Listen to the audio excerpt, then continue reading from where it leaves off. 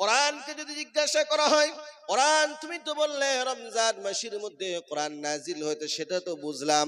আচ্ছা বলো তাহলে পারে তুমি রাত্রি বেলায় এসেছো না দিনের বেলায় এসেছো?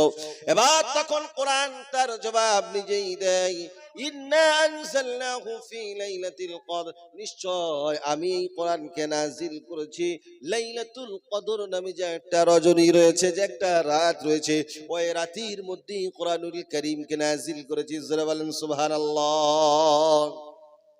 ওয়ামা আদরাকা মা লাইলাতুল কদর, আল্লাহ তাআলা নিজেই প্রশ্ন করছেন যে লাইলাতুল কদরটা তুমি কি জানো?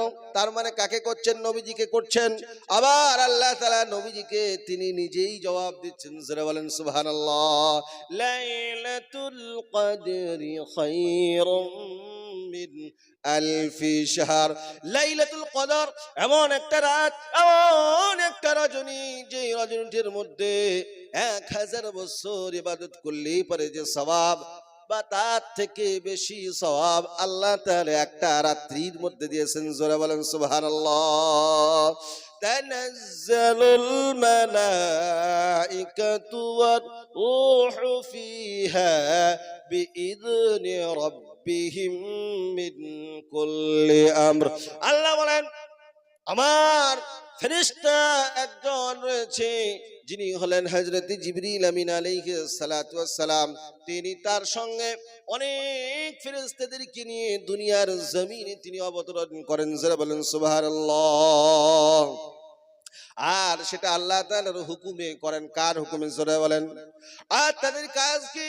আল্লাহ তাআলা সেটাও তিনি নিজেই জবাব দিচ্ছেন, সালামুন হিয়া হাত্তা মাতলাইল ফাজর।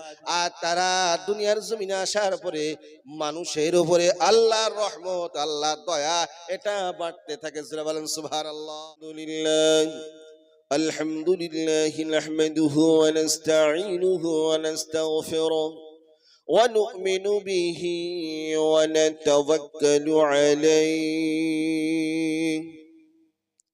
ونعوذ بالله من شرور أنفسنا ومن سيئات أعمالنا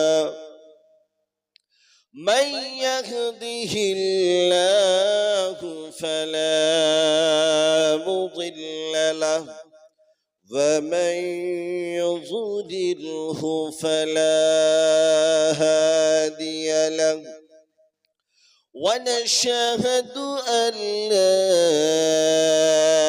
إله إلا الله وحده لا شريك له ونشهد أن سيدنا ومولانا محمدا عبد الله ورسوله الذي أرسله بالحق بشيرا ونذيرا وداعيا إلى الله بإذنه وسراجا وقمرا منيرا.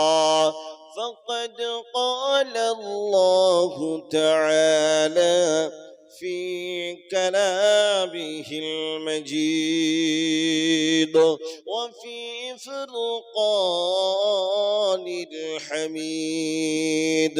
সকলেই পড়ি أعوذ بالله من الشيطان الرجيم. بسم الله الرحمن الرحيم. إن الله وملائكته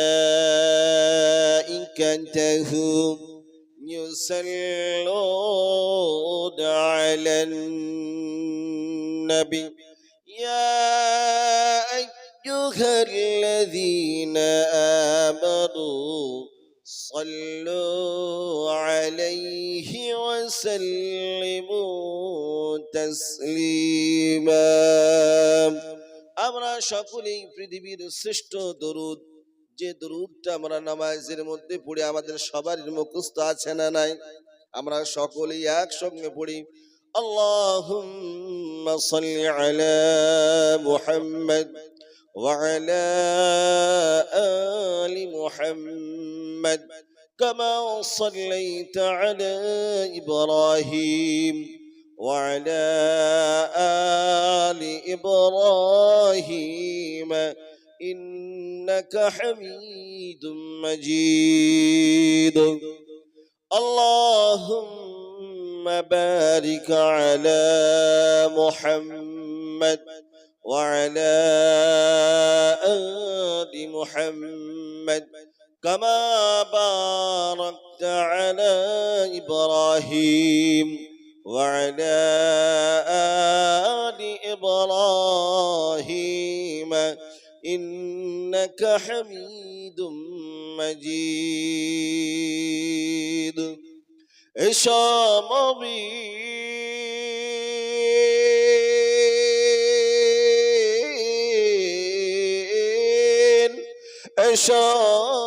মিন দরদ পড়ে খুশি করি নবীকে, আর নবী বিনে কাল হাসরে, আর নবী বিনে কাল হাসরে শাফায়াত করবেন কে? আল্লাহুম্মা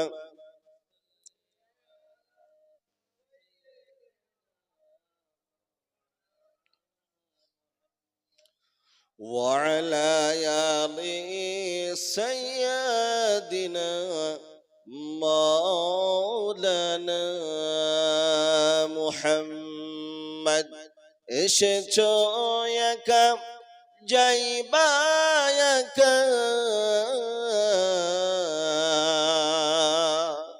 এসেছো একা যাইবা একা, সঙ্গে কিছু যাইবে না,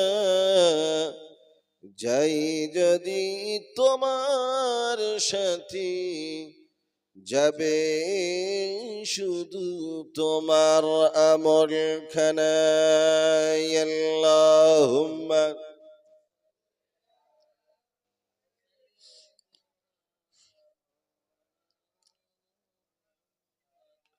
وعلى آل سيدنا مولانا محمد। আলহামদুলিল্লাহ, যাবতীয় উপাসনা ও আরাধনা ও সমুদয় প্রশংসা সেই বিশ্ব নিয়ন্তার প্রতি নিবেদিত হোক, যিনি মহিয়ান গরিয়ান সর্বশক্তিমান অনন্ত অসীম দয়ালু কৃপাবান। সমগ্র সৃষ্টিজীব যার করে গুণগান, যার বিনা অনুমতিতে চন্দ্র সূর্য উদিত হয় না, অস্তও যায় না। ভক্তি ও ভালোবাসার সহিত করি তার প্রশংসা, হামদ ও সানা সকলে আমরা সমবেত কণ্ঠে বলি আলহামদুলিল্লাহ। আর একটু জোরে বলা যাবে না আলহামদুলিল্লাহ? আল্লাহর নবী বলছেন, আফজালুল কালামি ইলাল্লাহি আরবাউন, চারটি এমন বাক্য রয়েছে যেটা আল্লাহর নিকটে সবচাইতে প্রিয়। যারা বলেন সুবহানাল্লাহ। সেটা কি? এক নম্বরে হলো সুবহানাল্লাহ, দুই নম্বরে হলো আলহামদুলিল্লাহ, আর তিন নম্বরে হলো ওয়ালা ইলাহা ইল্লাল্লাহ, আর চতুর্থ নম্বরে হলো আল্লাহু আকবার। আচ্ছা বলেন, এগুলো খুব বড় না ছোট? এটা পড়লে পারে কি হয়? এটা পড়লে পারে তামলাউ বাইনাস সামাই ওয়াল আরদি লা ইলাহা ইল্লাল্লাহ। যখন বান্দা সুবহানাল্লাহ পাঠ করে, আলহামদুলিল্লাহ বলে, আল্লাহু আকবার বলে, ওয়ালা হাওলা ওয়ালা কুওয়াতা ইল্লা বিল্লাহ পাঠ করে, আল্লাহ বলছেন আসমানের যতগুলি খালি জায়গা আছে আমার বান্দা বান্দীদেরকে আমি আল্লাহ তাআলা এই সমপরিমাণ, অর্থাৎ আসমানের খালি জায়গা সমপরিমাণ আমি আল্লাহ নেকি লিখে দিই। জোরে বলেন সুবহানাল্লাহ। তাহলে পরে এর মর্যাদা আছে না নাই? কিন্তু এর মর্যাদাটার ফল দুনিয়াতে পাবো, আর পরকালে যাওয়ার পরে বাস্তব চোখে সেটাকে দেখবো। কথা ঠিক না বে ঠিক?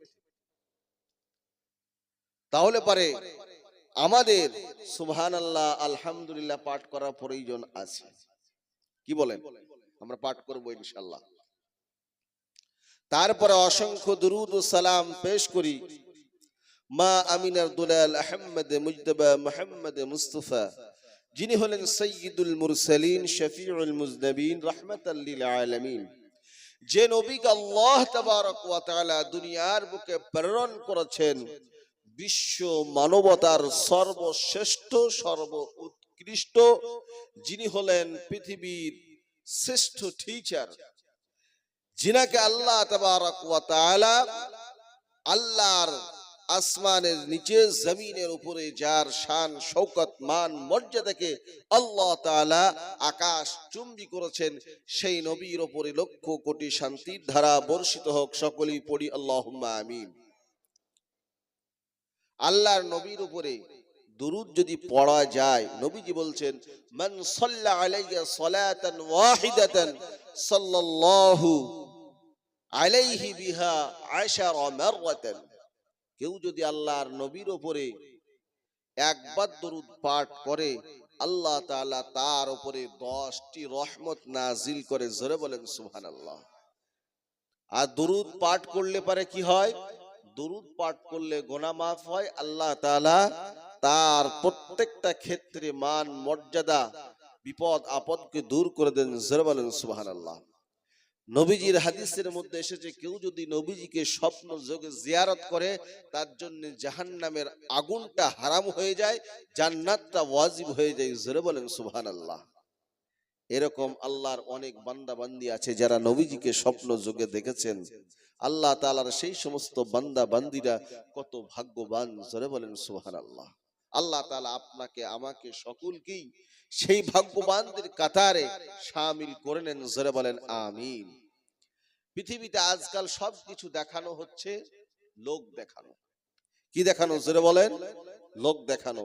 কিন্তু ইখলাসের সাথে আমল করনেওয়ালা লোক, ইখলাসের সঙ্গে প্রত্যেকটা কাজ করা মানুষ, এগুলো খুবই কম। আমাদের আজকাল সবকিছু আছে, একটা জিনিসের অভাব রয়েছে, সেটার নাম কি? যেটা বলেন ইখলাস। ইখলাসের অর্থ কি? যে আল্লাহ এবং তার রাসূলকে মনে প্রাণে ভালোবাসা, লোক দেখানো ভালোবাসা নয়। আমার কথা বুঝতে পারছেন না?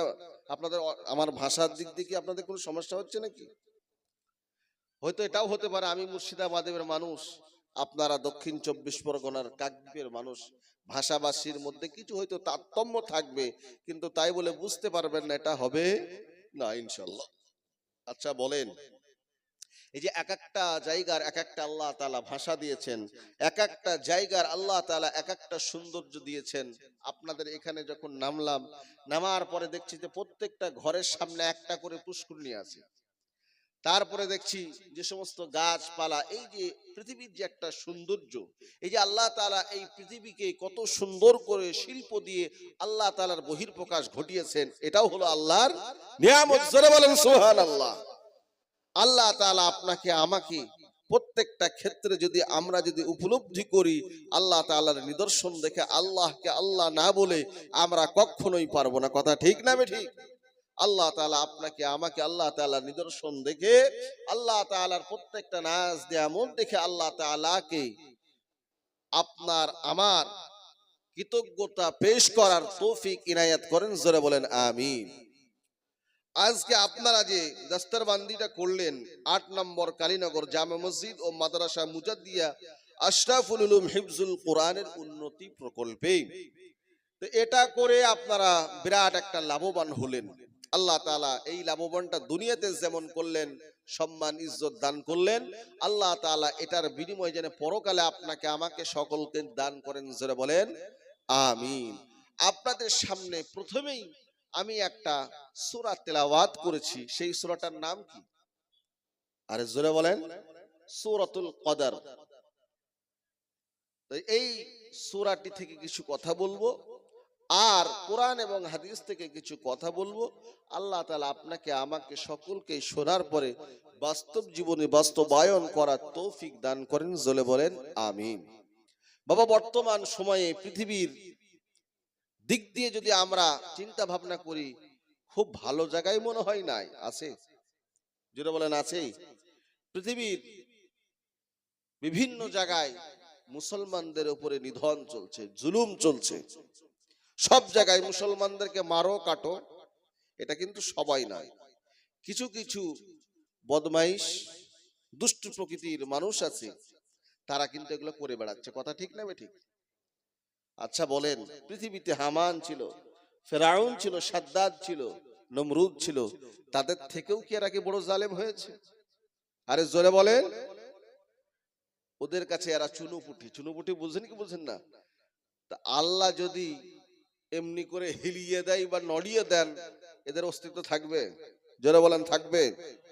আজ দেখেন পৃথিবীতে স্টিন ফাইল নামক যে একটা নোংরা প্রপাগান্ডা যে চলছে, সেখানে পৃথিবীর বড় বড় লিডারদের নাম আছে। আপনারা প্রত্যেকদিন নিউজ দেখছেন কি দেখছেন না?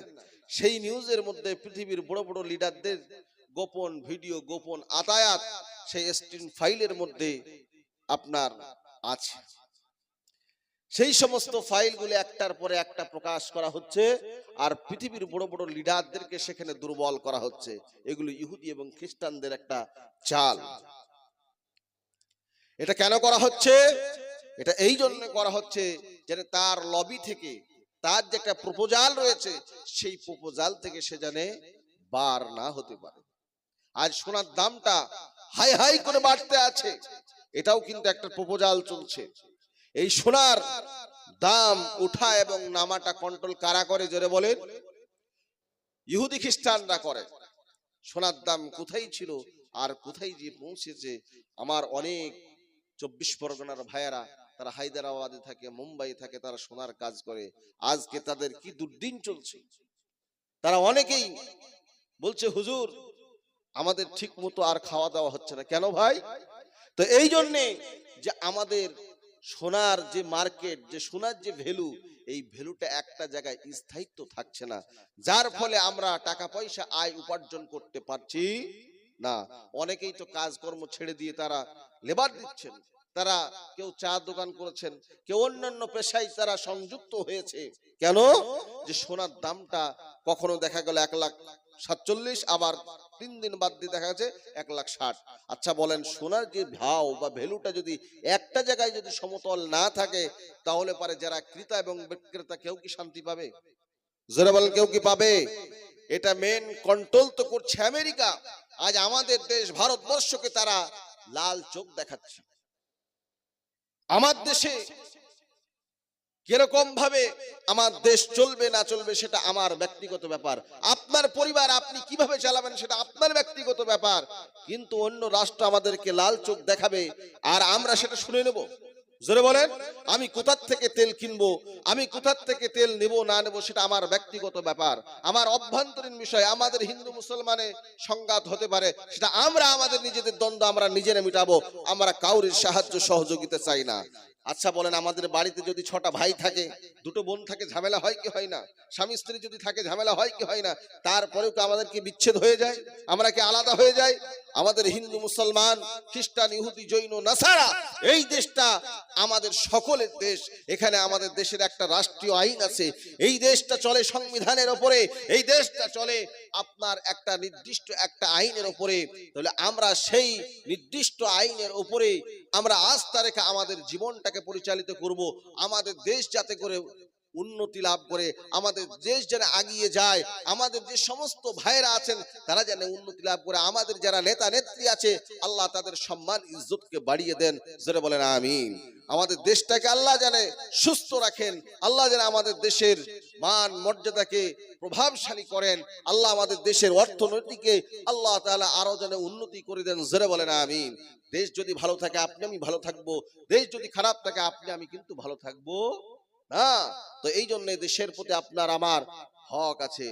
হুব্বুল ওয়াতন, দেশকে ভালোবাসা, এটা হলো ইমানের অঙ্গ। আপনাকে আমাকে দেশকে ভালোবাসতে হবে।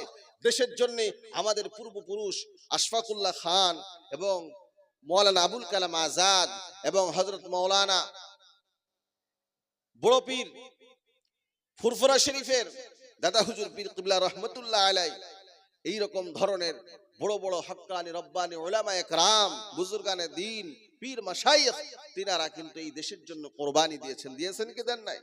তাহলে পারে আমাদের এই পূর্বসূরীরা যারা রক্ত দিলেন, যারা জীবন দিলেন, যারা স্ত্রীকে বিবাহ করলেন, সন্তানকে এতিম করে তারা দেশকে স্বাধীন করলেন, তারপরেও আমাদেরকে আবার দেশের জন্য আমাদেরকে আবার প্রমাণ দিতে হয়। কথা ঠিক না ঠিক?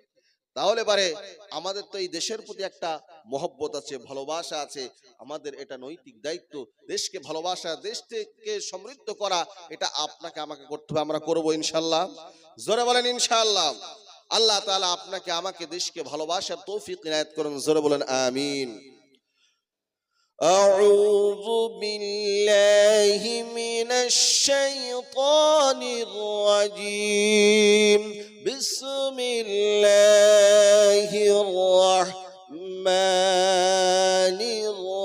الرحيم يا أيها الذين آمنوا كتب عليكم الصيام كما كتب على الذين من قبلكم لعلكم تتقون الله أكبر।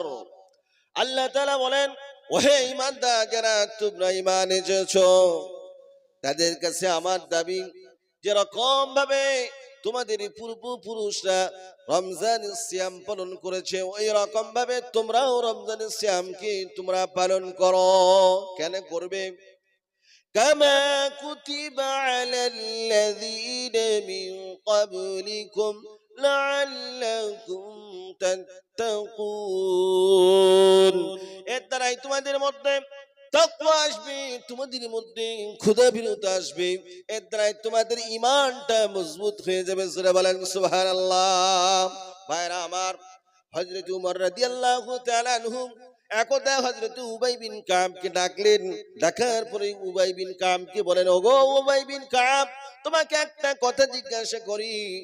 তখন হযরত উবাই বিন কাব বলেন, হুজুর আপনি বলেন কি বলতে চান। হযরত উবাই বিন কাবের উত্তরে হযরত উমর রাদিয়াল্লাহু তাআলা আনহু বললেন, তুমি তো একজন জলিল কদর আল্লাহর নবীর সাহাবা এবং তার সাথে সাথে তুমি তো একজন মুজাদ্দিদ। তাহলে পারে তোমাকে একটা জিজ্ঞাসা করতে চাই, একটা প্রশ্ন করতে চাই। বলে তাকওয়া কি জিনিস, ক্ষুধাবিরতা কি জিনিস, এর একটা ডেফিনিশন দাও, এর একটা সংজ্ঞা দাও। হযরত উবাই বিন কাব রাদিয়াল্লাহু তাআলা আনহু বলেন, হুজুর এমন একটা পথ দিয়ে, এমন একটা গলি পথ দিয়ে আপনাকে যেতে হবে, যেই গলি পথটা ছাড়া বিকল্প অন্য কোনো পথ, অন্য কোনো রাস্তায় কিন্তু আপনার কাছে কোনো অপশন নাই। এমত অবস্থায় সেই পথের মধ্যে লতা যুক্ত, কাটা পাতা যুক্ত আপনার কিছু গাছ রয়েছে, কিন্তু সেই জায়গা দিয়ে ছাড়া অন্য কোনো জায়গা দিয়ে যাওয়ার কোনো পথ নাই। এবার যখন আপনি ওই পথ দিয়ে যাবেন বা ওই পথটা অতিক্রম করবেন, সেই সময় আপনি কেমন ভাবে যাবেন? হযরত উমর বলেন, কাব গো, আমি যখন ওই পথ দিয়ে যাব তখন আমার শরীরটাকে আটুসাটো করব, খাটো করব। খাটো করার পরে তারপরে এমন ভাবে যাব আমার শরীরে যেন কোনো একটা অংশতেই যেন কোনো রকমের ক্ষত বিক্ষত না হয়, আমার শরীরের জামাটা যেন কোনো রকমের ছিঁড়ে ছুটে না যায়, কোনো রকমের ফেসে যেন না যায়, এরকম ভাবে যাব। এবার হযরত কাব রাদিয়াল্লাহু তাআলা আনহু বলেন, হুজুর এই পৃথিবীটা ঠিক ওই রকম লতা পাতা কাঁটা যুক্ত, যেরকম ভাবে আপনি চারিদিকে যাবেন বিভিন্ন সময় আপনার বিভিন্ন রকমের সমস্যা আসবে, বিভিন্ন রকমের ফিতনা ফাসাদ আসবে, তারপরেও আপনাকে ঈমান নিয়ে বেঁচে থাকতে হবে। আল্লাহ এবং তার রাসূলের হুকুমকে আপনাকে আমাকে মান্যতা দিতে হবে। আল্লাহর হুকুমকে, আল্লাহর রাসূলের সুন্নাতকে আপনাকে আমাকে দুনিয়ার জীবনে জিন্দেগি করতে হবে। আল্লাহ রাসূলের যে সমস্ত নিয়ম নীতিগুলি আছে, আদর্শগুলি আছে, এগুলোকে আপনাকে আমাকে মান্যতা দিতে হবে। এর নাম হলো তাকওয়া, এর নাম হলো ক্ষুধাবিরত। জোরে বলেন সুবহানাল্লাহ। কথা কি বুঝে আসছে? তাহলে পারে এই রমজান মাসের মাধ্যম দিয়ে আপনি আমি আল্লাহকে চিনতে পারবো, আপনার আমার ইমানটাকে বানাতে পারবো। আপনার আমার একটা বছরের মধ্যে যত রকমের গুনাহ করলাম, পাপ করলাম, একটা মাসের মধ্যে সমস্ত গুনাহগুলিকে পরিষ্কার পরিচ্ছন্ন করে দিয়ে আল্লাহ তাআলা আপনাকে আমাকে মাসুম বানাতে পারবেন কি পারবেন না? সেই সুযোগ আছে কি নাই? রমজান থেকে তিনটা ভাগে বিভক্ত করা হয়েছে। কয়টা জোরে বলেন? তিনটা ভাগে বিভক্ত করা হয়েছে। এই রমজানকে তিনটা ভাবে বিভক্ত করা হয়েছে। এক নম্বর হলো প্রথম 10 দিন হলো রহমত, আর দ্বিতীয় আশারাটা হলো মাগফিরাত, আর 3 নম্বরের আশারা অর্থাৎ 3 নম্বরের 10 দিন হলো শেষ 10 দিন। এই 10 দিনটা হলো জাহান্নাম থেকে মুক্তি। আল্লাহ তাআলা আপনাকে আমাকে এই তিনটা 10 কে আল্লাহ তাআলা যেরকম ভাবে জীবনের জন্য যেরকম ভাবে চলার দরকার, যেরকম ভাবে আপনাকে আমাকে চলতে হবে, সেইভাবে চলার তৌফিক ইনায়াত করেন। জোরে বলেন আমিন। ভাইরা আমার, এই মাসটা হলো রমজান মাস, যেটা আপনার আমার সামনে আসতেছে। তার মানে আর কয়টা দিন আছে? বোধহয় 4-5টা দিন আছে, তারপরে রমজান মাস। 15 তারিখ হয়ে গেল, 19 তারিখে প্রথম রমজানের রোজা হবে। তাহলে পরে ওই রমজানের ফজিলত সম্পর্কে আপনাকে আমাকে আজ থেকে সংকল্পবদ্ধ হতে হবে। রমজান মাসে সুন্দরভাবে রমজানের রোজাগুলি করব। কেউ কিন্তু বলবো না পেটে গ্যাস হয়েছে, বড় শরীরটা অসুস্থ, বড্ড শরীরটা খারাপ, রমজানের রোজা করেন। আল্লাহ তাআলা রমজানের বরকতে আল্লাহ তাআলা আপনার শরীরটাকে সুস্থ করে দিতে পারেন কি পারেন না? যে আল্লাহ তাআলা আপনাকে আমাকে সৃষ্টি করেছেন, যে আল্লাহ তাআলা আপনাকে আমাকে দুনিয়ার বুকে আশরাফুল মাখলুকাত করেছেন, সেই আল্লাহ তাআলা আপনার আমার জন্য সব কিছু করতে পারেন কি পারেন না? কুলিল্লাহুম্মা মালিকাল মুলকি تؤتي الملك من تشاء وتنزع الملك ممن تشاء وتعز من تشاء وتذل من تشاء بيدك الخير إنك على كل شيء قدير। আল্লাহ তাআলা বলেন, আমি এমন আল্লাহ, আমি এমন তোমার রব, আমি তোমার এমন প্রতিপালক। আমার হাতে ইজ্জত রয়েছে, আমার হাতে সম্মান রয়েছে।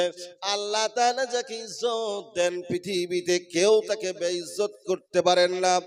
আর পৃথিবীর যত মানুষ রয়েছে দুনিয়ার বুকে, সমস্ত মানুষ যদি মনে করে একজন ব্যক্তিকে, একজন লোককে সম্মান দিব, ইজ্জত দিব, কিন্তু আল্লাহ যদি ইজ্জত দিতে না চান, তাহলে পরে পৃথিবীর কেউ কিন্তু তাকে ইজ্জত দিতে পারবে না। আচ্ছা বলেন, আমাদের পার্শ্ববর্তী রাষ্ট্র বাংলাদেশ, ওই বাংলাদেশ থেকে একজন দুষ্ট মহিলা আসলো আমাদের দেশে। সে দীর্ঘদিন ধরে আলেম ওলামাদেরকে কষ্ট দিল। কত আলেম ওলামাকে জেলে ভরে তাদের জীবনটাকে শেষ করে দিল কি দিল না? কিন্তু আল্লাহ তাআলা তাকে আজকে এমন বেইজ্জতি করেছেন, এমন অসম্মানী করেছেন, তাদের দেশের রাষ্ট্রের আইন তার জন্য ফাঁসি বরাদ্দ করেছে। বন্ধুগণ আমার, এই জন্য আল্লাহ তাআলা কাকে ইজ্জত দেবেন, কাকে অসম্মান করবেন, এটা আল্লাহ তাআলার হাতে, এটা পৃথিবীর কোন মানুষের কিন্তু হাতে নয়। বন্ধুগণ আমার, আপনি আমি যদি সত্যিকারে আল্লাহকে ভালোবাসি, রাসূলুল্লাহর আদর্শকে যদি বাস্তবে যদি ফলো করে, দেখবেন জীবনে কোনোদিন কোনো কষ্ট হবে না। জীবনে যদি সাময়িক কোনো কষ্ট হয়, আচ্ছা বলেন, যদি প্রকৃত মানুষ আল্লাহকে ভালোবাসে, প্রকৃত মানুষ যদি আল্লাহকে মহব্বত করে, রাসূলুল্লাহকে মহব্বত করে, জীবনের পৃথিবীতে কোনো কষ্টটা কষ্ট মনে হবে না। সব কিছুকে উপেক্ষা করে আল্লাহর জান্নাতের দিকে লক্ষ্য করে সব কষ্টটা চলে যাবে। জোরে বলেন সুবহানাল্লাহ। ওই কথাটা স্মরণ করেন না, হযরত আলী রাদিয়াল্লাহু তাআলা আনহু যখন তার পায়ের মধ্যে যখন তীর ঢুকে গেল, তীরটা লেগে গেল। লেগে যাওয়ার ফলে বিভিন্ন রকম ভাবে তার তীরটাকে বার করার জন্য চেষ্টা করা হলো, কিন্তু কোনো সময় পারা গেল না। আল্লাহ নবী বললেন, ও আমার সাহাবারা, আলী যখন নামাজরত অবস্থায় থাকবে সেই সময় তার তীরটাকে বার করে ফেলবে। কেন? ওই সময় আল্লাহর প্রতি তার মহব্বতটা, ভালোবাসাটা এতটাই থাকে যেটা কল্পনার বাইরে। সেই সময় যদি তীরটাকে বার করা যায় তাহলে পরে হযরতে আলী কখনোই বুঝতে পারবেন না। জোরে বলেন সুবহানাল্লাহ। এবার হযরতে আলীর কাছে যাওয়া হলো। হযরতে আলী রাদিয়াল্লাহু তাআলা আনহু যখন নামাজরত অবস্থায় ওই সময়ের মধ্যে তীরটাকে বার করা হলো। হযরতে আলী যখন নামাজ থেকে বিরত হলেন, হওয়ার পরে হযরতে আলীকে জিজ্ঞাসা করা হলো, হুজুর, আপনার যে পায়ের ভিতরে যে তীরটা ছিল সেই তীরটা আপনার পায়ের ভিতর থেকে বার করে যায়, আপনি কি জানতে পেরেছেন? বলে না। তাহলে পারে দেখেন কেমন আশিক ছিলেন আল্লাহ রাসূলের, কেমন সাহাবী ছিলেন যে পায়ের ভিতর থেকে তীরটা পর্যন্ত বার হয়ে যাচ্ছে, তারপরেও কিন্তু বুঝতে পারছেন না। জোরে বলেন সুবহানাল্লাহ। ভাইরা আমার, এটা হলো মহব্বতের নিদর্শন, ভালোবাসার নিদর্শন। আজনবী গোয়া আমার গড়াইয়া সংসার, হিজরত করিলেন সোনার মদিনায়। আজনবী গোয়া আমার গড়াইয়া সংসার, শুয়ে আছেন সোনার মদিনায়। আব্দুল্লাহর ওই পৃষ্ঠ হতে মায়া মিনার শেখে মেতে, আব্দুল্লাহর ওই পৃষ্ঠ হতে মায়া মিনার শেখে মেতে, জন্ম নিলেন নবী মক্কাতে। আজনবী গোয়া আমার গড়াইয়া সংসার, শুয়ে আছেন সোনার মদিনায়। আজনবী গোয়া আমার গড়াইয়া সংসার, হিজরত করিলেন সোনার মদিনায়। ওই নবীর নামে দরুদ পড়িলে, ওই নবীর নামে দরুদ পড়িলে, হাবিয়া দোজখ নিভে যায়। আজনবী গোয়া আমার গড়াইয়া সংসার, শুয়ে আছেন সোনার মদিনায়। আজনবী গোয়া আমার গড়াইয়া সংসার, হিজরত করিলেন সোনার মদিনায়। নবী বলেন, হযরত আলী আছে বিছানা খালি। নবী বলেন, হযরত আলী আছে বিছানা খালি, তোমার বলি তুমি শুয়ে যাও। আজনবী গোয়া আমার গড়াইয়া সংসার, শুয়ে আছেন সোনার মদিনায়। আজনবী গোয়া আমার গড়াইয়া সংসার, হিজরত করিলেন সোনার মদিনা। আলহামদুলিল্লাহ। ভাইরা আমার, আপনাদের সামনে যেটা আলোচনা করতেছিলাম যে রমজান সম্পর্কে, যেহেতু রমজান আগত, তাহলে রমজানের কিছু গুরুত্বপূর্ণ ফজিলত সম্পর্কে একটু আলোচনা করা ভালো। ভালো কি ভালো না? আচ্ছা বলেন, কোরআনের চাইতে পৃথিবীতে কি শ্রেষ্ঠ কোনো ওয়াজ আছে? আপনারা বলেন। আল্লাহর কথা এবং রসুলের হাদিস, এর চাইতে পৃথিবীতে আর শ্রেষ্ঠ কোনো ওয়াজ হতে পারে না। আচ্ছা বলেন, যখন স্বর্ণকাররা যখন সোনা গলায়, গলানোর পূর্বে একটা জিনিস দেয়, সেই জিনিসটার নাম কি গো বাবা? সহগা। তাহলে এই সহগা যদি না দেওয়া হয়, সোনা কি গলবে? জোরে বলেন, গলবে? গলবে না। ইমানদারকে যদি কোরআন এবং হাদিস যদি না দেওয়া হয়, ইমানের যে প্রদীপ, এটা কি জ্বলবে? আর জোরে বলেন, জ্বলবে? জ্বলবে না। এটা হলো ইমানদারদের ইমানের ভোল্টেজকে সতেজ করার জন্য পৃথিবীর মধ্যে সর্বশ্রেষ্ঠ মহামূল্যবান কথা এবং আলোচনা। জোরে বলেন সুবহানাল্লাহ। আল্লাহ তাআলা বলছেন, রমজানের মধ্যে আমি আল্লাহ তাআলা একখানা কিতাব নাজিল করেছি, যেটার নাম হলো কোরআনুল কারীম। জোরে বলেন কি নাম? কোরআনুল কারীম। পারা নম্বর 2, সূরার নাম সূরাতুল বাকারা, আয়াত নাম্বার 185 নম্বর আয়াতের মধ্যে বলেন, শাহরু রমাদানাল্লাযী উনজিলা ফীহিল কুরআন হুদাল লিন-নাসি ওয়া বায়িনাতিম মিনাল হুদা ওয়াল ফুরকান। আল্লাহ পাক বলেন, রমজান মাসে আমি কোরআনুল কারীমকে নাযিল করেছি, আর এই কোরআনুল কারীমটা হলো পৃথিবীর মানুষের জন্য হিদায়াত। এটা হলো একটা পথ দেখানোর জন্য সবচেয়ে উৎকৃষ্ট গ্রন্থ। যারা বলেন সুবহানাল্লাহ। ওয়া বাইনাতিম মিনাল হুদা ওয়াল ফুরকান। আর আল্লাহ বলেন, বাইনাত দিলাম, এমন একটা দলিল দিলাম যেটার মাধ্যম দিয়ে তোমরা সঠিক পথ পাবে। আল ফারকু বাইনাল হক ওয়াল বাতিল, ফুরকান হলো এমন একটা কিতাব যার মধ্যে আল্লাহ তাআলা ভালো এবং মন্দের মধ্যে পার্থক্য করার জন্য যে জ্ঞান, এই জ্ঞানটা আল্লাহ তাআলা কোরআনুল কারীমের মধ্যে সন্নিবেশিত করেছেন। যারা বলেন সুবহানাল্লাহ। কোরআনকে যদি জিজ্ঞাসা করা হয়, কোরআন তুমি তো বললে রমজান মাসের মধ্যে কোরআন নাজিল হয়েছে, সেটা তো বুঝলাম। আচ্ছা বলো তাহলে পারে তুমি রাত্রি বেলায় এসেছো না দিনের বেলায় এসেছো? এবার তখন কোরআন তার জবাব নিজেই দেয়, বিসমিল্লাহির রহমানির রহিম, ইন্না আনজালনাহু ফি লাইলাতিল কদর। আপনারা সবাই আমার সঙ্গে পড়ুন, ইন্না আনজালনাহু ফি লাইলাতিল কদর ওয়া মা আদরাকা মা লাইলাতুল কদর লাইলাতুল কদরি খায়রুম মিন আলফি শাহর তানাজ্জালুল মালাইকাতু ওয়ার রূহু ফিহা বিইذনি রাব্বিহিম মিন কুল্লি আমর সালামুন হিয়া হাত্তা মাতলাইল ফাজর। আল্লাহ তাআলা বলেন, ইন্না আনজালনাহু ফি লাইলাতিল কদর, নিশ্চয় আমি এই কোরআনকে নাজিল করেছি লাইলাতুল কদর নামে যে একটা রজনী রয়েছে, যে একটা রাত রয়েছে, ওই রাতের মধ্যে কোরআনুল কারীমকে নাজিল করেছি। যারা বলেন সুবহানাল্লাহ। ওয়ামা আদরাকা মা লাইলাতুল কদর, আল্লাহ তাআলা নিজেই প্রশ্ন করছেন যে লাইলাতুল কদরটা তুমি কি জানো?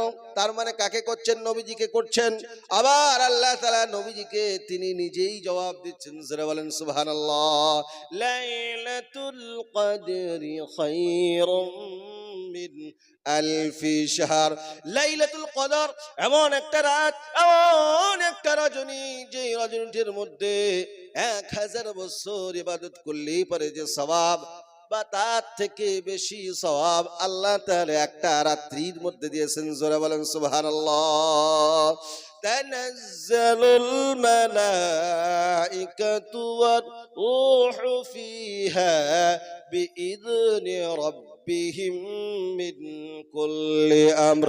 আল্লাহ বলেন, আমার ফেরেশতা একজন রয়েছে, যিনি হলেন হযরত জিবরিল আমিন আলাইহিস সালাতু ওয়াস সালাম। তিনি তার সঙ্গে অনেক ফেরেশতাদেরকে নিয়ে দুনিয়ার জমিনে তিনি অবতরণ করেন। যারা বলেন সুবহানাল্লাহ। আর সেটা আল্লাহ তাআলার হুকুমে করেন। কার হুকুমে? জোরে বলেন। আর তাদের কাজ কি? আল্লাহ তাআলা সেটাও তিনি নিজেই জবাব দিচ্ছেন, সালামুন হিয়া হাত্তা মাতলাইল ফাজর। আর তারা দুনিয়ার জমিনে আসার পরে মানুষের উপরে আল্লাহর রহমত, আল্লাহর দয়া এটা বাড়তে থাকে। যারা বলেন সুবহানাল্লাহ। সেটা কতক্ষণ পর্যন্ত?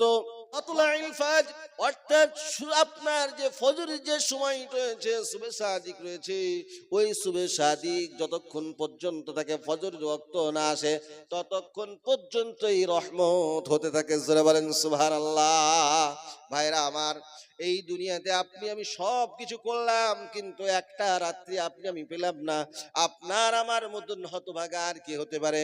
এই জন্য ওই রাতটাকে আমরা পাওয়ার জন্য আমরা বিজোড় সংখ্যার কিছু রাত আছে, সেই রাতগুলো আমরা জাগরণ করব কি করব না, জোরে বলেন? করব ইনশাল্লাহ। আমরা কোন কোন রাত্রি করব? শেষ আষাঢ় শেষ 30 দিনের মধ্যে আমরা করব।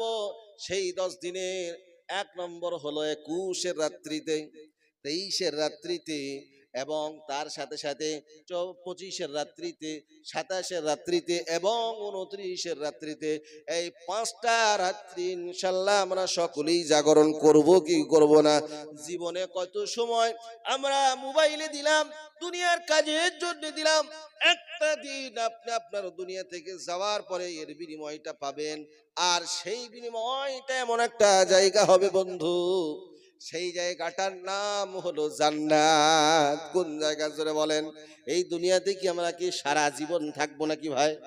এই দুনিয়াতে আমরা কেউ সারা জীবন থাকবো না। এই দুনিয়া জীবনটাও একদিন আপনার আমার পরিসমাপ্তি ঘটবে।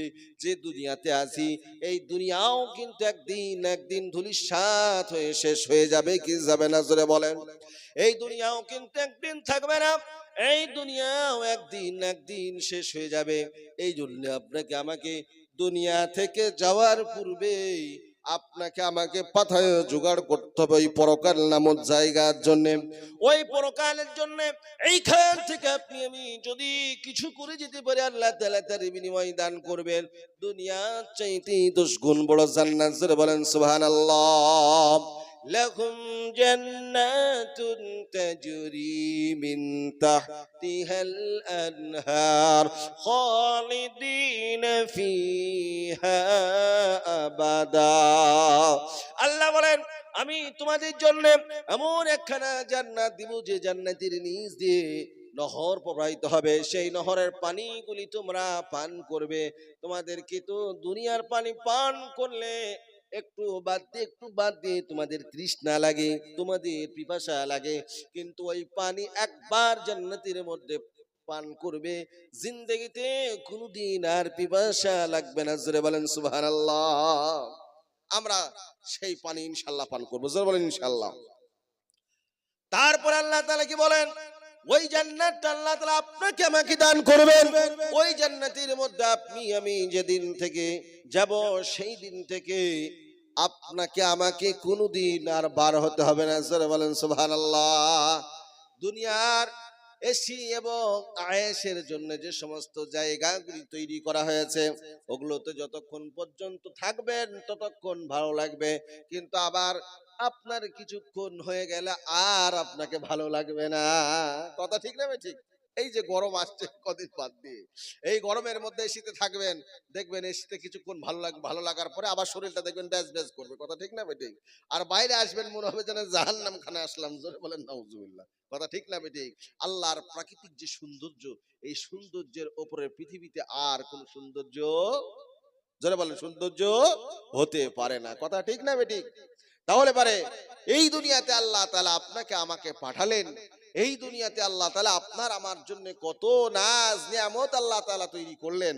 একবার আপনি আমি একবার তাকায়া দেখি, আল্লাহ কত মহান, আল্লাহ কত বিশাল, যে আল্লাহর পৃথিবীতে কোনো তুলনা হয় না। জোরে বলেন সুবহানাল্লাহ। যে আল্লাহ অনাদি আছেন, থাকবেন, যে আল্লাহ ছিলেন, আছেন এবং তিনি থাকবেন, সেই আল্লাহ পৃথিবীতে এত নিদর্শন তৈরি করেছেন। সেই সমস্ত নিদর্শনগুলি যদি আপনি আমি যদি উপলব্ধি করি, আপনি আমি আল্লাহর শুকরিয়া জ্ঞাপন করে শেষ করতে পারবো না। মাথার চুল থেকে নিয়ে পায়ের নখ পর্যন্ত একবার তাকায়া দেখেন, আর সুবহানাল্লাহ আলহামদুলিল্লাহ পাঠ করেন, যে আল্লাহ কত নিয়ামত দিয়েছেন। আচ্ছা বলেন, পৃথিবীতে আপনার সবকিছু আছে, কিন্তু শরীরের সুস্থতা নাই, এই জীবনের কি কোনো মূল্য আছে? যারা বলেন। আমি আজকে ভোরবেলায় যখন বাড়ি থেকে বার হয়েছি, দেখছি কিছু মেয়েরা লাইন দিয়ে হাঁটছে। কি করছে? কি করছে? মর্নিং ওয়াক করছে। তো মর্নিং ওয়াক যখন করছে, আমি বলছি তোরা তো নামাজ তো আর পড়বি না, আল্লাহ বসে তোরা দৌড়ি বেড়া। তোরা কি করি বেড়া? তোরা দৌড়ে বেড়া, তোদের এটাই কাজ। তো আল্লাহর বান্দারা যদি আল্লাহর যে হুকুম আহকাম গুলি আছে এগুলো যদি পালন করে ওর শরীর এমনি সুস্থ থাকবে। কথা ঠিক না ঠিক যেটা বলেন? আচ্ছা বলেন, এখনকার যারা ইয়াং জেনারেশন, এখনকার সময়ে ছেলে হোক কিংবা মেয়ে হোক, এরা ঘুম থেকে উঠে কটায় বাবাজি? 7টা 8টা। মানে সূর্যের মুখ কোনোদিন দেখতে পায় না। দেখে কখন? যখন সূর্য যখন একদম উপরে চলে যায়। কেউ কেউ তো সারা রাত ঘুমায় না, ফজরের আজান হয় সেই সময় ঘুমায়। আচ্ছা বলেন, এতে কি শরীর কি কোনোদিন সুস্থ থাকবে? আল্লাহর সিস্টেম হলো, আপনি সন্ধ্যা লেগেছে, খাওয়া দাওয়া করেন, খাওয়া দাওয়া করার পর একটু হাঁটাচলা করেন, ঈশার নামাজ পড়েন, ঈশার নামাজ পড়েই তারপরে কিছুক্ষণ পরে আপনি বিছানায় চলে যান। অটোমেটিকলি আপনি ফজরের আগে আপনার ঘুম ভাঙতে বাধ্য।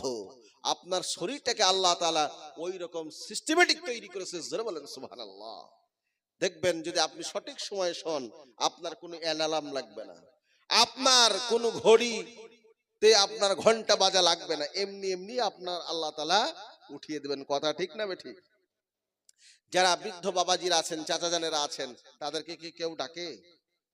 যারা 5 ওয়াক্ত নামাজ পড়েন, তাদের নামাজের সময় হলে বাড়িতে আর মনটা, জোরে বলেন, মনটা দাঁড়ায় না। আল্লাহ তাআলা বলছেন, ইন্নামা ইয়া'মুরু মাসাজিদাল্লাহি মান আমানা বিল্লাহি ওয়াল ইয়াউমিল আখির ওয়া আকামাস সালাহ ওয়া আতাজ যাকাহ ওয়া লাম ইয়াখশা ইল্লাল্লাহ ফাআসা উলাইকা আন ইয়াকুনু মিনাল মুহতাদিন। আল্লাহ বলেন, আমার যে সমস্ত ঈমানদার বান্দা হবে তারা মসজিদের সঙ্গে সম্পর্ক রাখবে, তারা মসজিদটাকে আবাদ করবে। তাদের কয়টা গুণ আছে একটা একটা করে আপনাদেরকে বলি। আল্লাহ তাআলা বলেন, মান আমানা বিল্লাহ, 1 নম্বরে হলো আল্লাহর প্রতি ঈমান থাকবে। তারপর আল্লাহ তাআলা কি বলেন? ওয়া আকামাস সালাহ, 2 নম্বরের গুণ হলো তারা নামাজ প্রতিষ্ঠিত করবে। আর 3 নম্বরে হলো ওয়া আতাজ যাকাত, যাকাতের যখন সময় আসবে, রমজান মাস সামনে আসছে বলেই যে আপনাকে যাকাত দিতে হবে না, না। আপনার যদি একটা বছর পরিপূর্ণ হয়ে যায়, যাকাতের যে বিধান আছে, যে মাসলা আছে, সেই মাসলা অনুযায়ী আপনি যাকাতটা প্রদান করে দেন। আপনার যাকাতের অর্থ হলো মালকে পাক এবং পবিত্র করা। 4 নম্বরের গুণ হলো ওয়ালাম ইয়াখশা ইল্লাল্লাহ, পৃথিবীতে আল্লাহকে ছাড়া কাউকে ভয় করবে না। আজ আপনি আমি ভয়ে মরে যাচ্ছি, নরেন্দ্র মোদী আমাদেরকে শেষ করে ফেলবে, মমতা ব্যানার্জি আমাদেরকে আর দেখবে না। এটা কিন্তু আপনার আমার যদি মনের মধ্যে আসে, তাহলে পরে আপনার আমার ঈমানটা দুর্বল হয়ে গিয়েছে। হযরত মুসা আলাইহিস সালাতু ওয়াস সালাম যখন তার কওমের মানুষগুলিকে নিয়ে যখন বাহরে কুলসুমের কাছে গেলেন, যাওয়ার পরে সমস্ত মানুষগুলি একত্রিত হয়েছেন, তার উম্মত এবং উম্মতেরা যখন একত্রিত হয়েছেন, তার সাহাবারা হওয়ার পরে হযরত মুসাকে বলেন, ও গো আল্লাহর নবী মুসা আলাইহিস সালাতু ওয়াস সালাম, আমরা তো ধরা পড়ে গেলাম, ইন্না লামুদরাকুন। তখন হযরত মুসা আলাইহিস সালাতু ওয়াস সালাম বললেন যে কখনোই নয়, কখনোই নয়, কাল্লা সায়াহদিন, অবশ্যই অবশ্যই আল্লাহ তাআলা আমাদেরকে পথ দেখাবেন। যারা বলেন সুবহানাল্লাহ। আল্লাহ তাআলা হযরত মুসা আলাইহিস সালাতু ওয়াস সালামকে বললেন, ওগো মুসা পয়গম্বর, তোমার হাতে যে আমি লাঠিটা দিয়েছি, ওই লাঠিটাকে তুমি বাহরে কুলসুমের পানির উপরে নিক্ষেপ করো, মারো। দেখো, 1 নয় 2 নয়, এমনি এমনি করে আমি আল্লাহ তাআলা 12টা রাস্তা বানিয়ে দিব। বলেন সুবহানাল্লাহ। আল্লাহ তাআলা যখন এই হুকুম দিলেন, অমনি সঙ্গে সঙ্গে হযরত মুসা আলাইহিস সালাতু ওয়াস সালাম করলেন কি, তার লাঠি দিয়ে পানিতে মারলেন। মারা মাত্রই অমনি সঙ্গে সঙ্গে 12টা রাস্তা হয়ে গেল। আর ওই রাস্তা দিয়ে হযরত মুসা এবং তার যে সমস্ত অনুসারীরা ছিলেন, তারা সবাই পার হতে লাগলেন। আর ওই দিক দিয়ে ফেরাউনের দলবল, সৈন্য সামন্ত সবাই পিছন থেকে ধাওয়া করে এবার যখন তারা মাঝে, ফেরাউন বলল ওদেরকে ঘেরাও কর, বড় হাইওয়ে রোড হয়ে গিয়েছে। এবার যখন ওরা করেছে কি, অমনি সঙ্গে সঙ্গে ফেরাউন ঝাঁপ মেরেছে, তার অনুসারীরাও ঝাঁপ মেরেছে। হযরত মূসা আলাইহিস সালাতু ওয়াস সালাম যেমনি ওপারে হয়ে গিয়েছেন, অমনি হয়ে যাওয়ার সঙ্গে সঙ্গে আল্লাহ তাআলা পানিকে বললেন, পানিরি আমি তোর আল্লাহ, আমার নির্দেশের বাইরে তুই চলবি না। আল্লাহ শুধু বলেন কুন, হওয়ার হয়ে যায়। জোরে বলেন সুবহানাল্লাহ। অমনি সঙ্গে সঙ্গে পানিকে আল্লাহ তাআলা বললেন তুই যেমন ছিলি তেমন হয়ে যা। অমনি সঙ্গে সঙ্গে পানি একত্রিত হয়ে গেল। জোরে বলেন সুবহানাল্লাহ। আচ্ছা বলেন, পানি এবং হাওয়া কার হুকুমে চলে? জোরে বলেন, আর একটু জোরে হবে না? কার হুকুমে চলেন? আল্লাহর হুকুমে চলেন। তাহলে পারে সে আল্লাহ আজও আছেন কি নাই? সে আল্লাহ যদি আজও থাকেন, তাহলে পরে আমরা কেন পৃথিবীর সুপার পাওয়ারটাকে ভয় করছি? পৃথিবী থেকে তো একদিন তো আপনাকে আমাকে মরতেই হবে। আপনার আমার কাছে মালাকুল মউত আসবেই আসবে। যে মূসাকে আল্লাহ তাআলা বাঁচাচ্ছেন, আর যে ফেরাউন যে সময় পানির মধ্যে হাবুডুবু খাচ্ছে এবং তার অনুসারীরা হাবুডুবু খাচ্ছে, আল্লাহ তাআলা সবাইকে শেষ করে দিলেন। হযরতে মূসা আলাইহিস সালাতু ওয়াস সালাম ওই পারে এবং তার অনুসারীরা ওই পারে। এবার তখন ফেরাউন একবার নিচের দিকে যায়, আর একবার উপরের দিকে যায়, আর ফেরাউনের পেটটা পানি খেতে খেতে আপনার পুটকি মাছের মতো হয়ে গিয়েছে। এবার তখন আল্লাহকে বলছেন, আর আল্লাহ তাআলাকে বলছেন, আল্লাহ গো আজ আমি ঈমান আনলাম। আল্লাহ তাআলা বলছেন, আল আনা ওয়াকাদ আসাইতা ক্বাবলু ওয়া কুনতা মিনাল মুফসিদিন। আর তোমার সময় নাই, আর তোমার জন্য কোন রকমের কোন সুযোগ নাই। তুমি আমার বান্দার বান্দাদেরকে, আমার বান্দা বান্দীদেরকে কত অশান্তি দিয়েছো, কত কষ্ট দিয়েছো, যার ফলে তারা ঈমানের উপরে অবিচল থাকতে পারে নাই। আল্লাহ তাআলা ফিরআউনকে এমন ভাবে আল্লাহ তাআলা পৃথিবীর মানুষের জন্য নিদর্শন বানালেন।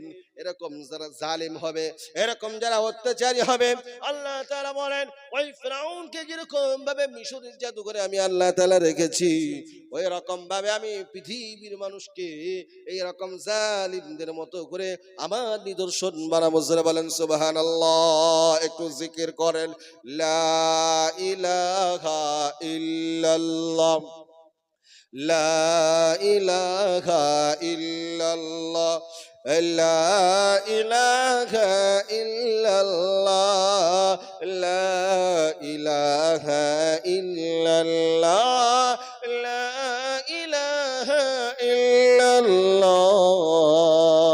ইনকিলাবের অস্ত্র মদের লা ইলাহা ইল্লাল্লাহ, লা ইলাহা ইল্লাল্লাহ, লা ইলাহা ইল্লাল্লাহ। করকটে पर না দে, চল ছুটে চল জিহাদে, করকটে पर না দে, চল ছুটে চল জিহাদে।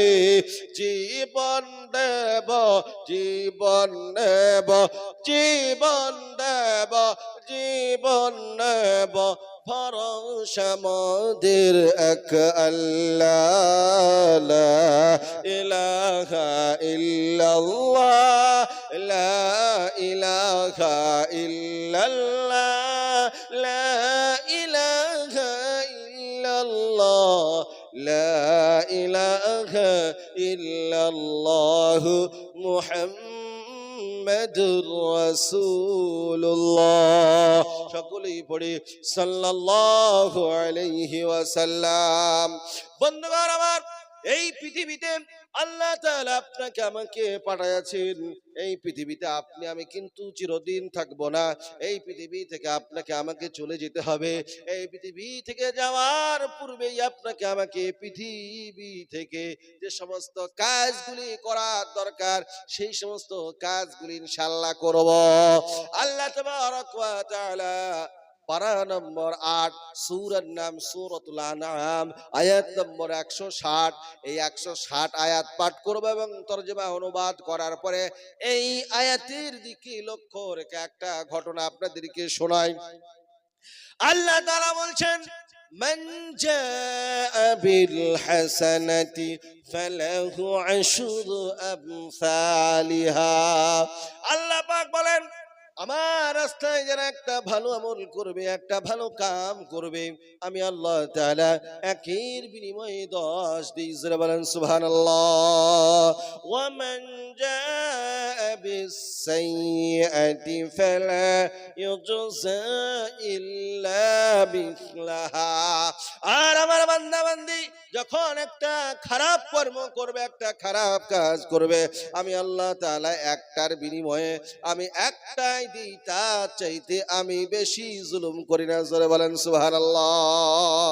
ভাইরা আমার, আল্লাহ তাআলা তার ফেরেশতা মণ্ডলীকে বলেন, যখন কোন বান্দা যখন একটা নেকি করার জন্য উদ্বুদ্ধ হয়, মনে মনে সংকল্প করে, আল্লাহ তাআলা বলেন, ও আমার ফেরেশতারা, আমার ওই বান্দার জন্য একটা নেকি লিখে দাও। আল্লাহর ফেরেশতারা বলেন, ওগো আল্লাহ, তোমার বান্দা তো এখনো পর্যন্ত নেকি তো করে নাই। আল্লাহ তাআলা বলেন, আমি হলাম দয়ালু, আমি হলাম রহমান, আমি হলাম রহিম। আমার বান্দার উপরে দয়া করে একটা নেকি আমি যদি লিখে দিই, তোমাদের তাতে ক্ষতি কি? জোরে বলেন সুবহানাল্লাহ। আল্লাহ তাআলা একটা নেকি লিখে দেয়। আর যখন ওই বান্দা যখন ওই কাজটা করে, একটা কাজের বিনিময়ে আল্লাহ তাআলা 10 দিয়ে দেন। জোরে বলেন সুবহানাল্লাহ। আর আল্লাহ তাআলার বান্দা যখন একটা পাপ কাজ করার জন্য সংকল্প করে, মনে মনে ইরাদা করে, আল্লাহ তাআলার ফেরেশতারা বলে, আল্লাহ গো, তোমার বান্দা তো একটা খারাপ কাজ করার জন্য মনে মনে সংকল্প করেছে।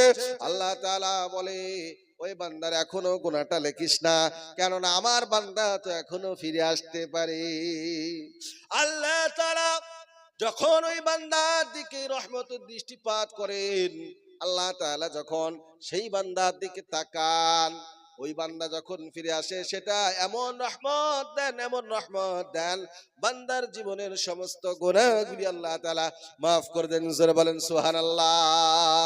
আচ্ছা বলেন, বান্দা যখন তওবা করে, তওবায়ে নাসুহা কি? তওবা, জোরে বলেন, তওবায়ে নাসুহা করে, তওবায়ে নাসুহা কি? এটা থেকে আপনাকে আমাকে শিখতে হবে। আল্লাহ বলেন, ইয়া আইয়ুহাল্লাযীনা আমানু তুবু ইলাল্লাহি তাওবাতান নাসুহা।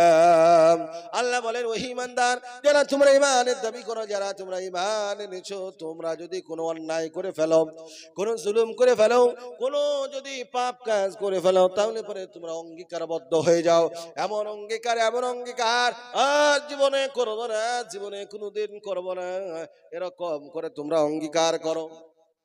আচ্ছা বলেন, একবার যদি আপনি কোনো খারাপ কাজের দিকে তাকান, মাপ আছে না নাই?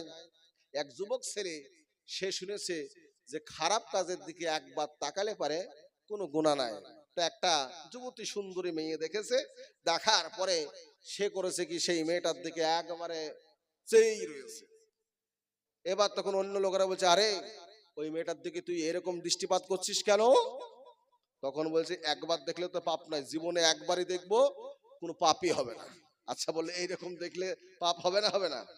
সব জায়গায় সুবিধা নিতে গেলে হবে কি গো? সব জায়গায় সুবিধা নিতে গেলে হবে বাবজি? হবে না।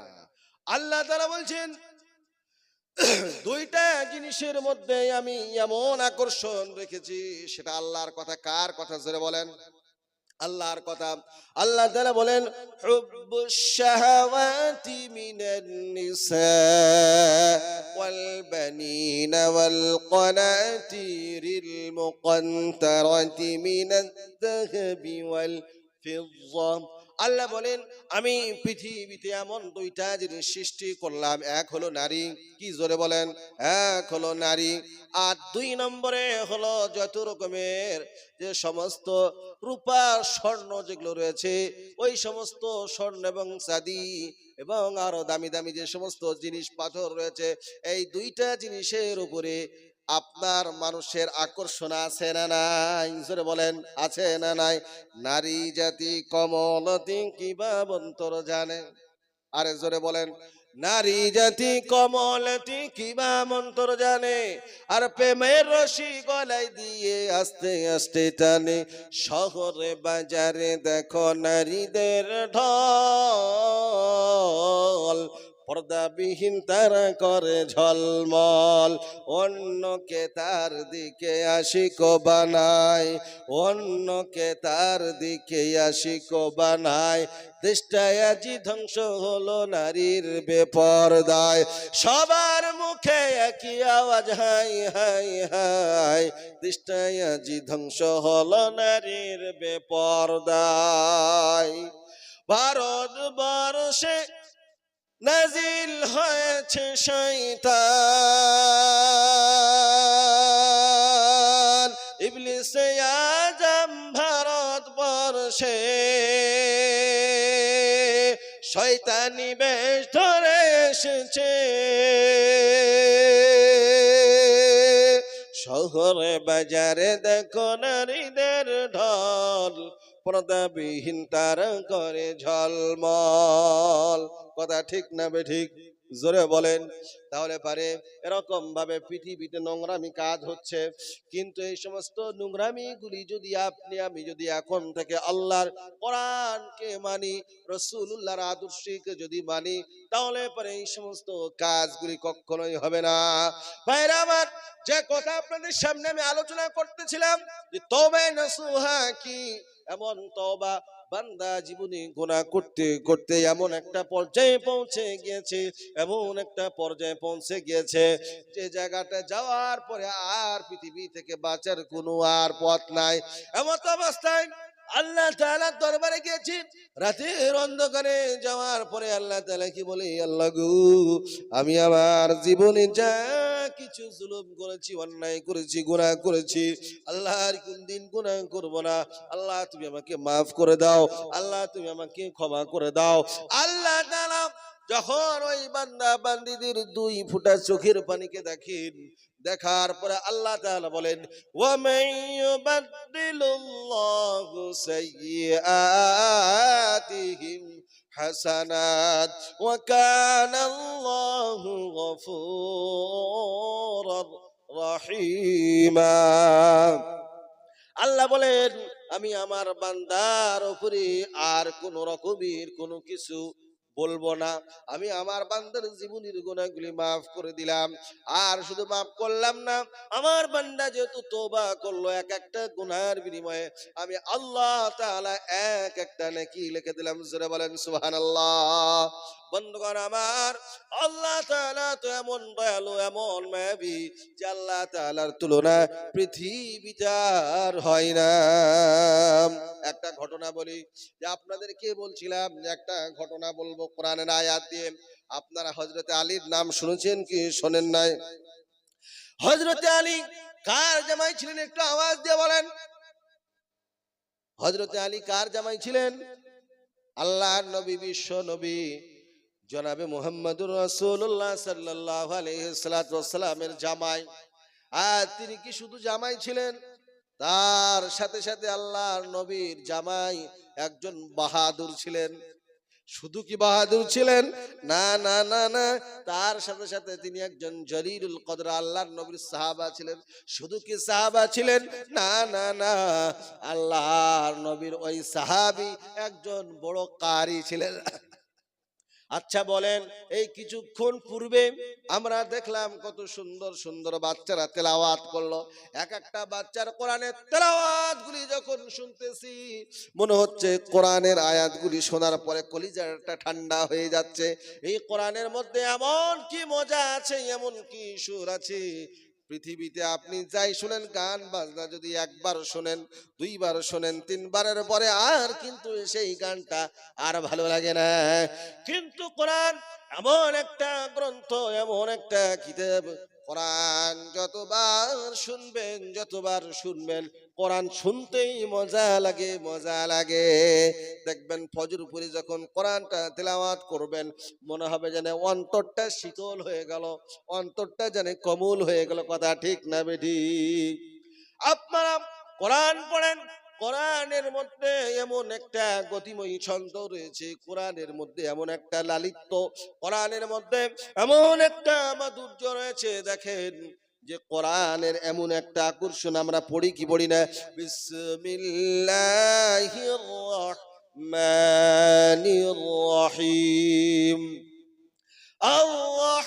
الرحمن علم القرآن خلق الإنسان علمه البيان الشمس والقمر بحسبان والنجم والشجر يسجدان والسماء رفعها ووضع الميزان। দেখেন প্রত্যেকটা আয়াত শেষ হচ্ছে আর অমনি একটা একটা করে নুন আছে না নাই? তার সুন্দর, তার লালিত্য কত সুন্দর। আবার শুনেন, বিসমিল্লাহির রহমানির রহিম ওয়াশ-শামসি ওয়াদুহাহা والقمر إذا تلاها والنهار إذا جلاها والليل إذا يغشاها والسماء وما بناها। সব হা আর হা, জোরে বলেন সুবহানাল্লাহ। আবার দেখেন আর একটা ছোট্ট একটা সূরা আছে, সবটার শেষে লাম, একটা আয়াত শেষ হচ্ছে অমনি লাম, যেটা আমাদের সবার মুখস্থ আছে। সবাই একসঙ্গে পড়ি, বিসমিল্লাহির রহমানির রহিম আলাম তারা কাইফা ফাআলা রাব্বুকা বিআসহাবিল ফিল আলাম ইয়াজআল কাইদাহুম في تضليل وأرسل عليهم طيرا أبابيل ترميهم بحجارة من سجيل فجعلهم كعصف মাকুল। দেখেন প্রত্যেকটা আয়াত শেষ হচ্ছে আর অমনি লাম আছে না নাই? আচ্ছা বলেন, এই কোরআনটা নাজিল করেছেন কে? জোরে বলেন আল্লাহ। এই কোরআনকে পৃথিবীর বুকে সংরক্ষণ দায়িত্ব নিয়েছেন কে? পৃথিবীতে আল্লাহ তাআলা কেমন ভাবে কোরআনকে পৃথিবীতে আল্লাহ তাআলা সংরক্ষণ করবেন? আল্লাহ তাআলা বলেন, আমি আল্লাহ তাআলা এই কোরআনকে কেমন করে সংরক্ষণ করব। আপনারা এখান থেকে 3টে হাফিজে কোরআনকে তৈরি করলেন। আচ্ছা বলেন, ওরা কি থেমে থাকবে? জোরে বলেন, ওরাও তো হাফেজ বানাবে কি বানাবে না? আল্লাহ তাআলা যদি ওদেরকে কবুল করে নেন, ওদের কাছ থেকে লক্ষ লক্ষ হাফিজি কোরআন তৈরি হবে কি হবে না? আপনারা যখন রমজান মাস আছে, এই রমজান মাসে মনে হয় এখানে খতমে তারাবি হয় কি হয় না? হয়। আচ্ছা বলেন, হাফেজ সাহেব যদি কোনো ভুল করে, পেছনে যদি কোনো হাফেজ সাহেব থাকে, লোকমা দেন কি দেন না? তাহলে পরে ভুল হলে লোকমা দেওয়ার লোক আছে, তার মানে হলো কোরআন সংরক্ষণ আছে। এটা আল্লাহ তাআলা তার কুদরতি ক্ষমতা দিয়ে কোরআনকে আল্লাহ তাআলা সংরক্ষণ রেখেছে। জোরে বলেন সুবহানাল্লাহ। ইন্না নাহনু নাযালনা যিকরা ওয়া ইন্না লাহু লাহাফিজুন। আল্লাহ বলেন, নিশ্চয়ই কোরআনকে আমি আল্লাহ তাআলা নাযিল করেছি, আর এই কোরআনকে সংরক্ষণের দায়িত্ব আমি নিজ কুদরতি হাতে গ্রহণ করেছি। বলেন সুবহানাল্লাহ। আবার আল্লাহ তাআলা বলেন যে আমি আল্লাহ তাআলা এই কোরআনকে সহজ করেছি। ওয়ালাকাদ ইয়াসসারনাল কুরআনা লিযিকরি ফাহাল মিন মুদ্দাকির। দেখেন আল্লাহ বলেন এই কোরআনকে আমি সহজ করেছি, সরল করেছি। এমন কোন মানুষ আছো যারা এর থেকে নসিহত গ্রহণ করবে, এর থেকে ওয়াজ গ্রহণ করবে এবং নিজেদের সংশোধন নিজেরা করবে? জোরে বলেন সুবহানাল্লাহ। আচ্ছা বলেন, কোরআনের চাইতে পৃথিবীটার শ্রেষ্ঠ ওয়াজ যে নাই, তার কোরআন প্রমাণ নিজে দিল কি দিল না? জোরে বলেন দিল কি দিল না? তাহলে পরে এই কোরআন হলো পৃথিবীর মধ্যে সর্বশ্রেষ্ঠ। যে কথা আপনাদের সামনে বলছিলাম যে হযরত আলী রাদিয়াল্লাহু তাআলা আনহু বিখ্যাত একজন কারি ছিলেন। কি ছিলেন? জোরে বলেন। কারি ছিলেন। হযরত আলী রাদিয়াল্লাহু তাআলা আনহু শুধু কি কারি ছিলেন? শুধু কারি ছিলেন না, তার সাথে সাথে তিনি কি ছিলেন? তিনি একজন ব্যাকরণবিদ। কি বিদ? জোরে বলেন। ব্যাকরণবিদ। আরবি যে ব্যাকরণটা উলামায়ে কেরাম পড়েন, যে সমস্ত বড় বড় ইসলামিক স্কলার যারা শিক্ষা বা পাঠ দান করার বিভিন্ন ইউনিভার্সিটিতে, বিভিন্ন স্কুলে এবং বিভিন্ন ইউনিভার্সিটিতে, বিভিন্ন মাদ্রাসাতে এই সমস্ত গ্রামারগুলি সর্বপ্রথম শিখাইয়াছেন হযরতে আলী রাদিয়াল্লাহু তাআলা আনহু। কে? জোরে বলেন। হযরত আলী রাদিয়াল্লাহু তাআলা আনহু। হযরত আলী রাদিয়াল্লাহু তাআলা আনহুর সর্বপ্রথম যিনি ছাত্র ছিলেন তার নাম হলো হযরতে আবুল আসওয়াদ দিওয়ালি রাহমাতুল্লাহ আলাইহি। কে? জোরে বলেন। হযরত আবুল আসওয়াদ দিওয়ালি রাহমাতুল্লাহ আলাইহি। এইখান থেকে ব্যাকরণটা আমরা শিখতে পারি বা জানতে পারি। যদি পৃথিবীতে যদি ব্যাকরণ না থাকতো তাহলে পরে আপনার আমার পক্ষে কোরআনটা পড়া সহজ হতো না। আপনারা বলবেন যে হুজুর, আগে তো আমরা শুনেছি যে নেড়া নাকি আরবি হয়, তাহলে কোরআনের আবার আরবিটা তো নেড়া জের জাবা ছাড়া তো হয়নি। তা আমরা তো দেখছি সত্যিকার তো হয়েছে। তাহলে এটা করলেনটাকে? এটা আপনারা নাম শুনেছেন, একজন ইসলামের ইতিহাসে বিখ্যাত শাসক ছিলেন যার নাম ছিলেন হাজ্জাজ বিন ইউসুফ। কি নাম? জোরে বলেন। হাজ্জাজ বিন ইউসুফের নাম শুনেছেন? তো হাজ্জাজ বিন ইউসুফ ইনি একজন ইসলামের ইতিহাসে তার বিরাট বদনাম রয়েছে, কিন্তু তার কিছু সুনামযোগ্য কাজও রয়েছে। যাক, সে কথাগুলি আমি বলবো না, তার সুনামগত যে সমস্ত কাজগুলি সেগুলো কিছু বলবো। তার মধ্যে থেকে কোরআন যখন দেখলেন যে বিভিন্ন দেশের মানুষ যারা যারা আরবি স্টেট ছাড়া ভিন্ন স্টেটের মানুষ, যারা ভিন্ন দেশের মানুষ, তারা যখন কোরআন পড়ে তো কোরআনের মধ্যে বিভিন্ন রকমের ভুল ভ্রান্তি করে। তাহলে পরে কোরআনের মধ্যে যেন কোন রকমের ভুল ভ্রান্তি জের জাবার পেশের যেন পার্থক্য না হয়, তার জন্য তিনি করলেন কি, এই যে সমস্ত জের জাবার পেশ মাদ যেগুলো দেওয়া হয়েছে এগুলো উনি আলেমদের মাধ্যম দিয়ে এই কাজটা করেছেন। যারা বলেন সুবহানাল্লাহ। হযরত হাজ্জাজ বিন ইউসুফ রাহমাতুল্লাহ আলাইহি, তিনার মা একদিন তাকে বলছেন, হাজ্জাজ, তুই জীবনে কোনোদিন আল্লাহর জান্নাতে যেতে পারবি না। তো বলে কেন? বলে তুই যেভাবে মানুষকে জ্বালালি আর তুই যেভাবে মানুষকে পরেশান করলি, বড় বড় আলেমদেরকে তুই যেভাবে শেষ করলি, তাতে তোর পক্ষে জান্নাতে যাওয়া সহজ নয়। বলে আল্লাহ, আমার এমন আল্লাহ যে আল্লাহ আমাকে সৃষ্টি করেছে, তোমাকে সৃষ্টি করেছে, সমগ্র পৃথিবীকে সৃষ্টি করেছেন, সেই আল্লাহ তার দয়া দিয়ে মায়া দিয়ে আল্লাহ তাআলা পৃথিবীর মানুষকে ভরে দিয়েছেন। যারা বলেন সুবহানাল্লাহ। তুমি আমার মা না? বলে হ্যাঁ। বলে তোমার কত মায়া? বলে তোর প্রতি আমার বিশাল মায়া। বলে তোমার যতটা তোমার সন্তানের প্রতি মায়া, তার চাইতে আমার আল্লাহর মায়া 70 গুণ বেশি। যারা বলেন সুবহানাল্লাহ। আল্লাহ যদি মায়া দয়া না থাকতেন পৃথিবীতে আপনি আমি কেউ কিন্তু থাকতাম না। কথা ঠিক না ঠিক? যে কথা আপনাদের সামনে বলতেছিলাম যে হযরত আলী রাদিয়াল্লাহু তাআলা আনহুর প্রশংসা বাক্য। তো হযরত আলী রাদিয়াল্লাহু তাআলা আনহু তিনি একদা বাড়িতে রয়েছেন, আর তিনার স্ত্রী ছিলেন হযরতে ফাতিমাতুজ জাহরা রাদিয়াল্লাহু তাআলা আনহা। তিনি ছিলেন হযরতে জনাবে মুহাম্মদুর রাসূলুল্লাহ সাল্লাল্লাহু আলাইহি ওয়াসাল্লামের সর্বকনিষ্ঠ মেয়ে, কলিজার টুকরা। হযরতে ফাতিমাতুজ জাহরা রাদিয়াল্লাহু তাআলা আনহা একদা বাড়িতে রয়েছেন, শরীরটা বড্ড অসুস্থ। এমত অবস্থায় স্বামীকে বলছেন, স্বামী, আমার শরীরটা বড্ড অসুস্থ, তা আপনি যদি বাজার থেকে কিছু ক্রয় করে আনতেন তাহলে পরে আমি সেগুলো খেয়ে আমার শরীরটা একটু ভালো করতাম। তো হযরতে আলী রাদিয়াল্লাহু তাআলা আনহু করলেন কি, বাজারে গেলেন। বাজারে যাওয়ার পরে হযরতে আলী মদিনার বাজার থেকে একখানা বেদানা ক্রয় করলেন। কয়খানা? জোরে বলেন। বেদানা বলেন না আপনারা অন্য কিছু বলেন? বেদানা বলেন, অন্য অন্য জায়গায় আবার আনারও বলে। তা হযরত আলী রাদিয়াল্লাহু তাআলা আনহু করলেন কি, একখানা বেদনা ক্রয় করলেন। বেদনা ক্রয় করার পরে তিনি যখন মদিনার বাজার থেকে যখন ফিরে আসতেছেন, আসতে আসতে একটা জায়গায় একজন ভিক্ষুক মানুষ, আগন্তুক ব্যক্তি, তার চুলগুলো উস্কো খুস্কো, শরীরে আপনার ধুলা বালি পড়ে রয়েছে।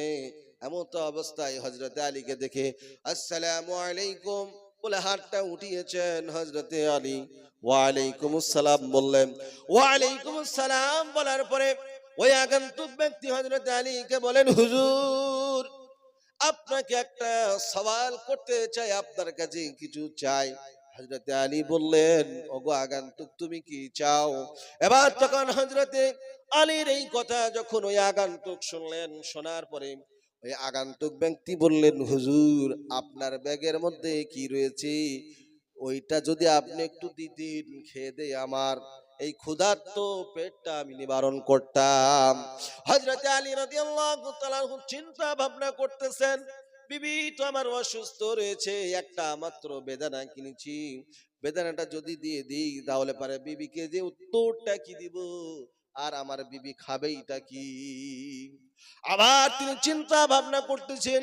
আল্লাহ তাআলা বলেছেন, মান জাবিল হাসানাতি ফালাহু আশরু আমসালিহা। আল্লাহ তাআলা বলেছেন, যে ব্যক্তি একটা ভালো কাজ করে, একটা কল্যাণকর কাজ করে, আল্লাহ তাআলা তার বিনিময় 10 গুণ দেন। যারা বলেন সুবহানাল্লাহ। হযরত আলী একবার বিবির কথা চিন্তা করেন, একবার আল্লাহর কোরআনের আয়াতের কথা চিন্তা করেন, তাহলে পারে কোরআনকে প্রাধান্য দিব না বিবিকে প্রাধান্য দিব? যদি আমরা এই জায়গায় থাকতাম, কোরআন যা বলে বলুক, বিবিকে আগেই প্রাধান্য দিতে হবে। কথা ঠিক না বেঠিক? আচ্ছা বলেন, আমাদের সমাজের মানুষ বিবি যদি অন্যায়কে হ্যাঁ বলে সাপোর্ট করে দেয়, তাহলে পারে আমরাও সেটাকে হ্যাঁ দিই কি দিই না? আচ্ছা বলেন, এই সমাজের মধ্যে অধিকাংশ মানুষ বিবির কথা শোনে কি শোনে না? আপনি বিবির কথা শুনবেন, কোনো দোষ নাই, কিন্তু আল্লাহকে অসন্তুষ্ট করার মতো কোনো হুকুম বিবির শোনা যাবে না। যাবে? জোরে বলেন। বিবির কথা শোনা যাবে না।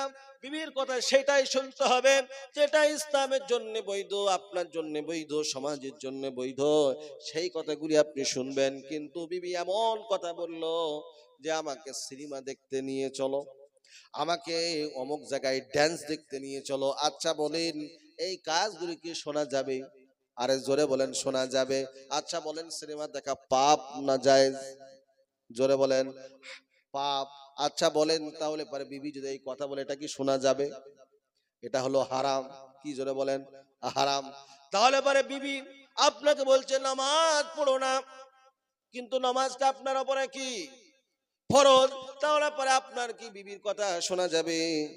জোরে বলেন, শোনা যাবে না। তাহলে বিবির কথাকে উপেক্ষা করে আপনাকে কি করতে হবে? নামাজটা পড়তে হবে। বিবির সেই কথাটা শুনবেন যে বিবি হলো নেককার, পরেজগার, মুত্তাকি বিবি। বিবি বলতেছে আজান পড়ে গিয়েছে, নামাজ পড়তে যাও, তাহলে পরে সেই কথাটা আপনাকে আমাকে শুনতে হবে কি হবে না? বিবি বলছে তোমাকে আল্লাহ তাআলা অনেক টাকা পয়সা দিয়েছে, আল্লাহর রাস্তায় দান করো, আল্লাহর রাস্তায় দান করলে পারে আল্লাহ তাআলা অনেক নেকি দেবে। এই কথাটা ভালো শোনা যাবে কি যাবে না? তাহলে এরকম বিবি যদি আমাদের ঘরে যদি হয়ে যায়, আপনার আমার ঘরটা সোনার ঘর হবে কি হবে না?